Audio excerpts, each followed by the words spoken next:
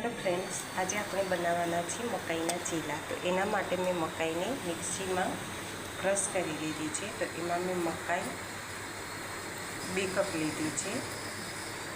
એની અંદર મેં 1 કટકો ગાજર, 2 ઝીણી સમારેલી મરચી અને ધનિયા, રવો અને આદુ મરચાંની પેસ્ટ આ બધું નાખીને મિક્સ કરી લીધેલું છે। તમે જોઈ શકો છો।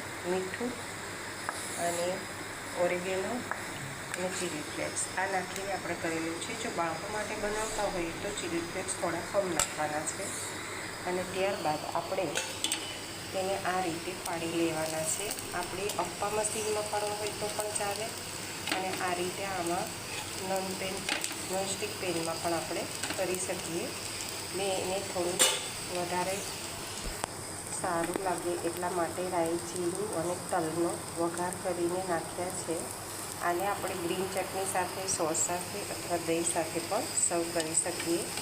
આને એકદમ ક્રિસ્પી થાય એ રીતે આપણે કરી લેવાના છે। તો મકાઈનો આ નવો નાસ્તો તમને કેવો લાગ્યો એ કોમેન્ટ કરીને મને જરૂરથી જણાવશો।